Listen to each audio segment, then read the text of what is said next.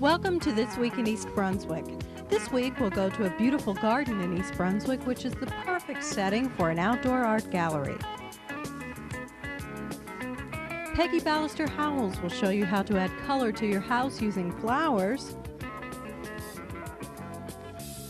All of this and more is coming up, including a money tip from Paul Hansen and this week's Township Council Review. Coming up next week on Channel 8, due to the Labor Day holiday, there will be no cablecast on Monday morning. On Tuesday evening at 7:30, join Paul Hansen and his guest, Anthony Abate, president of Interchange State Bank, on You and Your Money. Wednesday, Lenore Kulik demonstrates how to build lovely limbs at 2:30 and 7 on Look Great, Feel Great.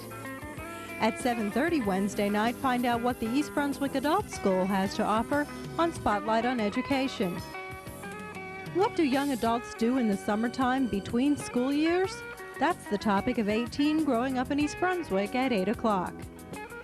Thursday evening, This Week in East Brunswick returns at 7 and 8, and at 7:30 tune in to Let's Talk Health. Saturday, September 7th begins our Saturday schedule. Tune in to the Community Bulletin Board for program titles and times.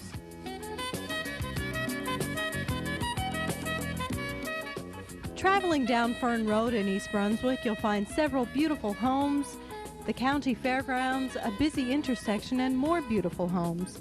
One thing you wouldn't expect to find is a wondrously serene garden full of sculpture. You might not expect it, but immersed in the middle of a housing development is a 4-acre garden guarded by tall oak and maple trees. This little piece of paradise is called the Quietude Gallery, and it's a natural showcase for outdoor sculpture. Recently, the gallery held a reception and awards ceremony for artists participating in the current exhibit. Not only was it an opportunity for New Jersey sculptors to exhibit their works, but also renowned sculptors George Siegel and Isaac Witkin were the jurors for the day. George, were you impressed with the quality of art that is on display here? Yes and no. The submissions were a gigantic mix, from amateur to serious professional, which I suspect happens everywhere.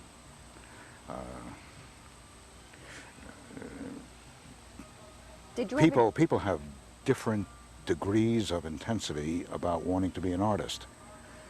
Some regard it as a Sunday hobby. Some regard it as fun. The serious ones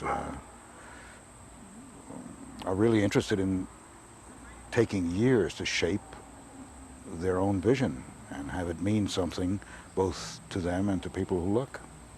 What about this entire area here? I mean, it's really surprising to find this gallery, this outside gallery, and what is, quote, outside a metropolitan area. I suspect Mr. and Mrs. Thor have a genuine love for both nature and sculpture placed in nature. Mr. Thor spends an awful lot of time here modifying his woodland as if it were a Japanese garden. Everybody regards art as something mysterious, that you have to go to school to study or know about. I think some people instinctively love it. Same way that we love nature, we love trees, bushes, plants, flowers, all these things. Sculpture for me is somebody's mind become visible, concrete. It's a very interesting outdoor gallery here, isn't it? Well, I think it's fascinating, particularly because it's in a private individual's home. It's a gallery and a museum, and it makes it unique. Yes. Now you're a juror today, along with George Siegel. There's quite a diversity of sculpture, of styles here, isn't there? Oh yeah. Yeah. What would you say, from what to what? Contemporary, classic? Well, I think the whole gamut of sculptural experience can be found here, from almost classical Greek, Roman sculpture, all right to the present time. You were saying that your own style of work has gone through many transitions. Yes. Now, looking at the work that you judge today, does the style that you're working with now grab at you first when you see that? Or do you deliberately try to stay away from that and go to another piece?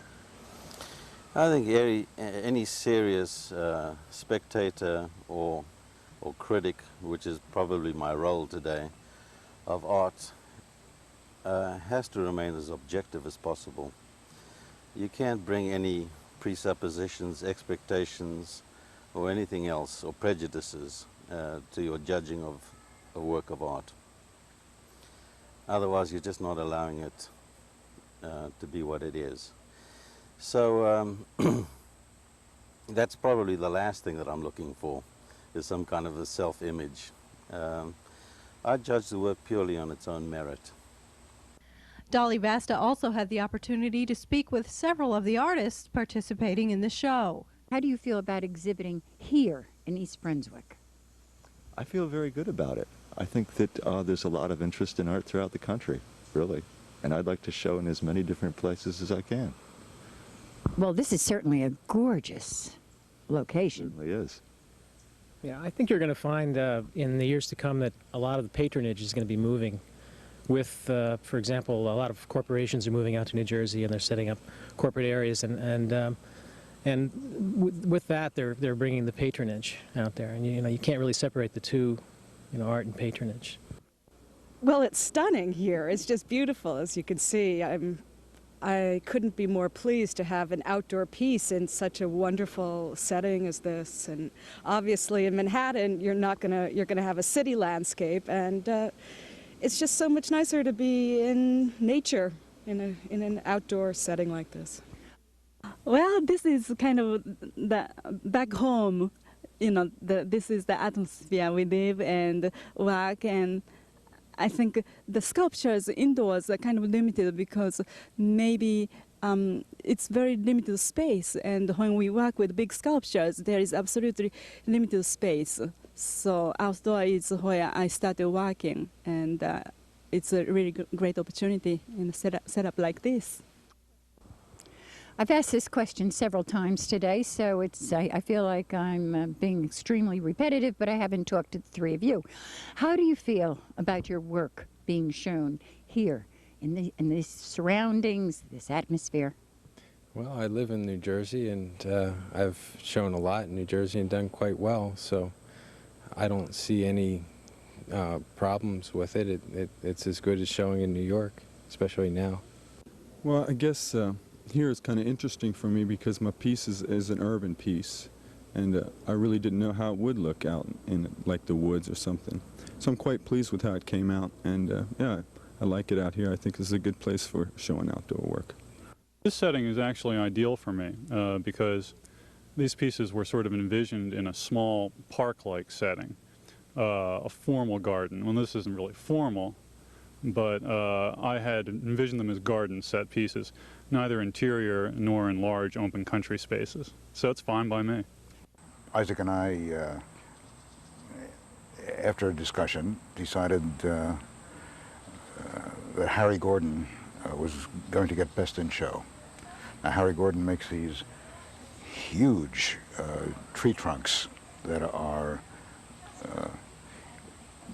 both left alone as natural wood and carved by him, and then assembled into these carved wooden monoliths. Larry Steele and John Boyce win the others.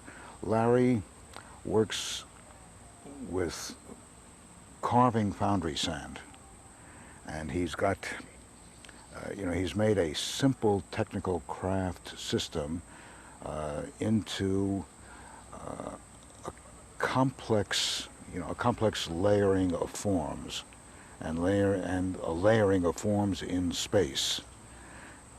So they're devious, they're intricate, they're labyrinthine, They're strange places, they're strange forms, and he's got that kind of mind. In many ways, all these artworks are revelations of the inside of some artist's mind. Like we're just recognizing essential temperament. John Boyce, working with wax, is making these organic lumps that somehow seem to coalesce into torsos or pelvic areas. And they are abstractions becoming organic, with echoes and hints of Greek sculpture.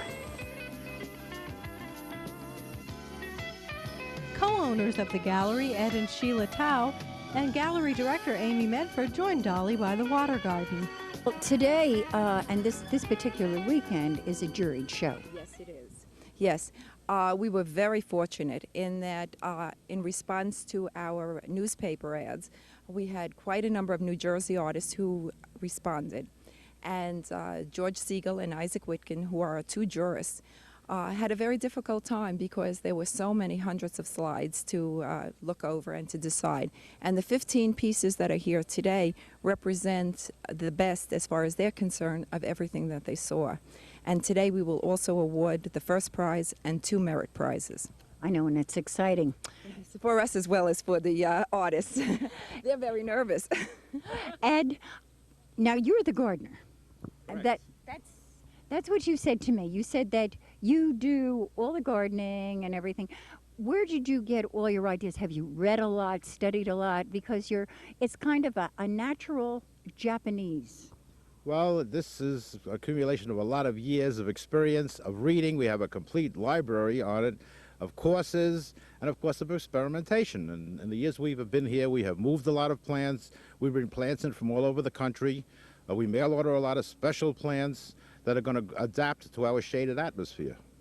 And I have not forgotten the lady on my right, because she's very important to you, I know.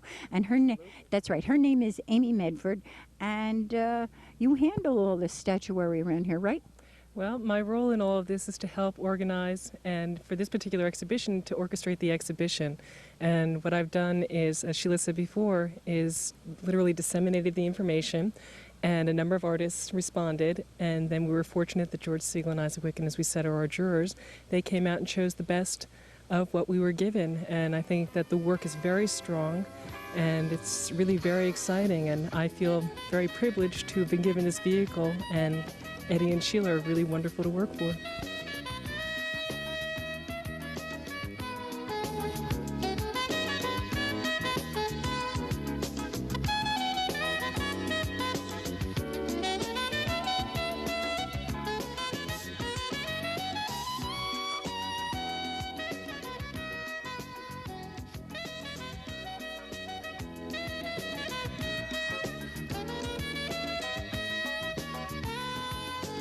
For information about the Quietude Garden Gallery, call 257-4340.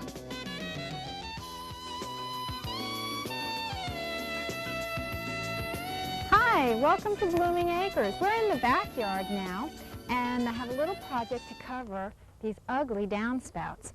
Not much you can do about them. I'm afraid we're stuck with them, but I do have a plan. What I have here are clematis vines. Now, they were beautiful in spring of 1991 this year, and did really, really well, so they got a lot of attention. Now, this is late summer, early fall, and you don't really think of planting these at this time, but actually they do well planted in the fall. Most perennials will do well if you plant them in the fall.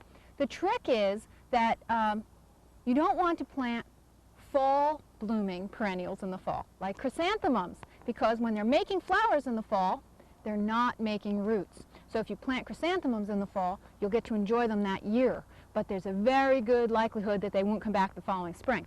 But these will have a chance to make roots, and will come out next spring, and they should bloom for me. We've got a purple one, a blue one, a pink one, and a white one. And I think the white one is the one that we've decided to put in this spot. The other three will go on other downspouts. But you can see The growth habit of this is very vine-like and climbing. It's not really invasive, but it should grow up and around the downspout, and if at any time, if there's any reason why I would have to service the downspout or do any work on it, it can be cut back to the ground and will regenerate over again. But this is the way it grows. You can see here, this is a seed pod actually. This needs to be removed, but it is kind of interesting. It's sort of it's pretty even in this stage. So we're going to put one of these in the ground, and then eventually they'll be planted around the other downspouts to cover them up, to grow up, and to bloom in the spring. One of the interesting requirements for a clematis is that they need to be in the sun on the top, but they like cool roots, which means you want to put a heavy amount of mulch on them, and if you plant other things around them that will shade the roots, that's even better. So you can see here, we already have a hole, and of course we're going to add some compost. This particular compost was left over from the previous residents of the barn. They left a large pile of this for us, and we are using it up quickly, but there's still a good supply. Okay, we're going to add some of the soil. You can see the different texture of the soil. It has a higher sand content and a little clay in it, so we'll put that down in there.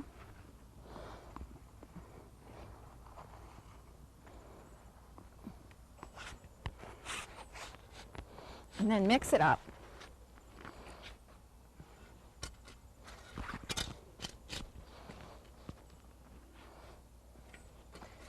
That's good. I think I need to take a little bit more out. It's not quite deep enough. Okay. Now, knock this out of the pot. Now there are two distinct kinds of clematis. Ones that bloom in the spring, or very early spring, and those are the ones that bloom on old wood, so you can't really prune them as much. This is one that blooms in late spring or early summer. It produces the flowers on new growth, so you can prune them pretty severely in the spring and they will still bloom. That looks about right. Push the soil back.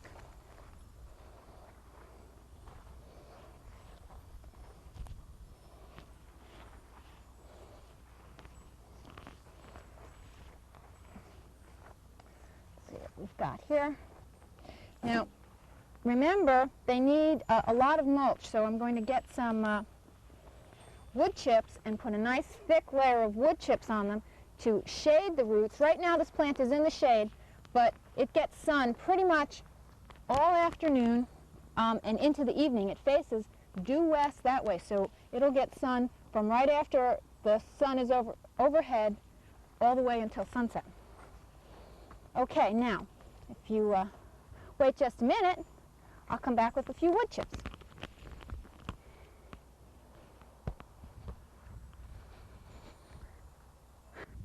All right, here we have some wood chips to protect the root system. I want to spread them around. That'll keep the soil from drying out and keep it cool. And here's the tricky part. Let's see if we can figure out how this vine goes. See if we can help it get started here.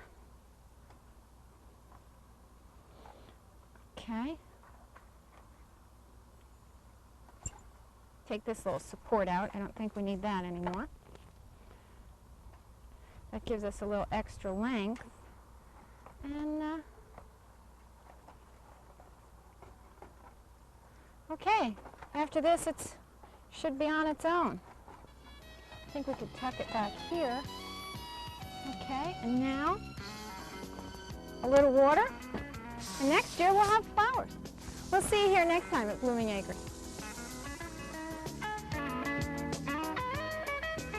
This is Paul Hansen from You and Your Money with this week's Money Tip. This week's financial buzzword is open market operations. Open market operations is the method that the Federal Reserve Bank uses to control U.S. interest rates. Open market operations entails the buying and selling of securities by the Federal Reserve System to affect the quantity and growth of the legal reserves of depository institutions and ultimately general credit conditions in order to achieve the nation's economic goals. This is Paul Hansen with this week's Money Tip. At Monday evening's Township Council action meeting, the council heard from redevelopment agency members Doris Fleming and Alan Rehert about the creation of a long-range community development advisory board. As Mr. Rehert explains, the mission of this board would be to prioritize long-term township needs and recommend actionable steps to address them. We discussed that the impact should be in a 5 to 20-year time frame, 5 years, so that it would be addressing real issues, because based on our experience, to really understand and recommend things can take that long. But with possible in-depth near-term action taking place right away. The 20-year target is to allow us to look at things on the outside that require some thinking beyond sort of the natural evolution of what we're... Council President Ira Oskowski believes that such an advisory board could have a positive impact on the township. We give the feedback as to, or we give the direction to the committee as to which way we want to head in the future. And again, their goal is 5 to 20-year projects. So obviously, it takes a little bit of this council, it takes a little bit of the next council, and the mayor over time as to which way they want this township to go and what they want this committee to take a look at. So I think there's a beauty behind that, and something, as Mr. Hudak just stated, is studying the financial, and the ends where we're going financially. It makes a lot of sense. Captain Laurie of the East Brunswick Police Department also met with the council to discuss purchasing a new police computer system. This is a system this is a problem that we have been addressing in public safety for approximately the last 2 years, when it became quite evident at that particular time that our present computer system, which was a Unisys system, was just not cutting it. We have been plagued by numerous downtime sessions. At one time it was approximately 7 days, where we lost almost 1,000 cases into the system, which had to be rebuilt. Councilman David Zarnowski introduced the council to a new idea of his by proposing a citizen complaint review board.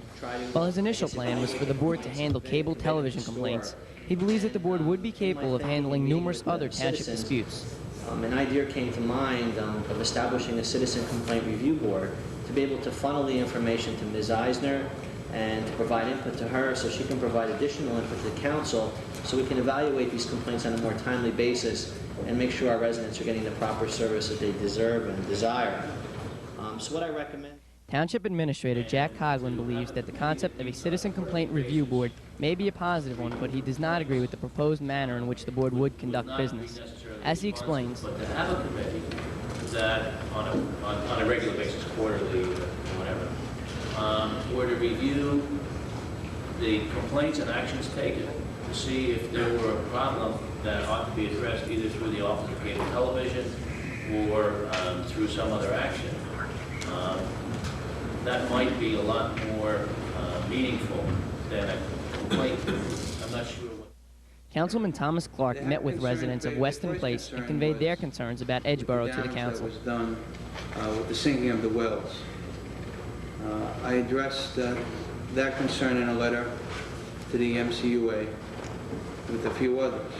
I had a conversation with Jack Coughlin on the phone with the other concern, which is the new road that's been paved back there. Following this discussion, the council heard from Jack Coughlin about a state program of early retirement for municipal employees. Coughlin does not believe that this program could benefit the township. The purpose of it, one of the purposes was to reduce the cost by encouraging people who are eligible for retirement to retire. And if those individuals did not have to be replaced, it would save money without having to save payroll costs, without having to lay people off. There are 4 people who are eligible in East Brunswick, and of those 4, at least 3 would have to be replaced.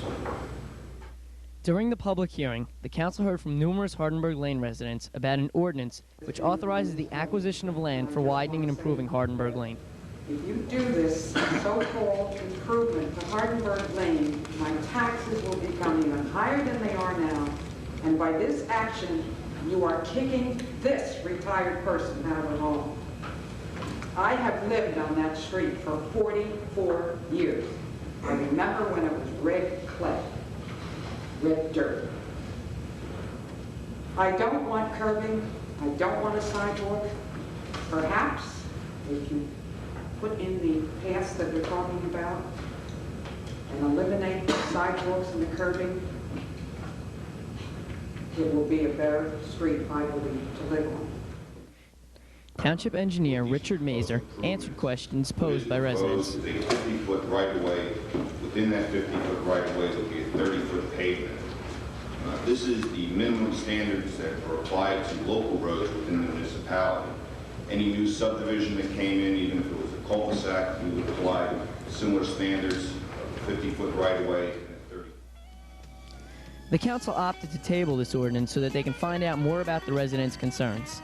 In other council news, the council passed an amendment to the polystyrene ban by exempting chicken and fish products. That's all for now. Thanks for watching.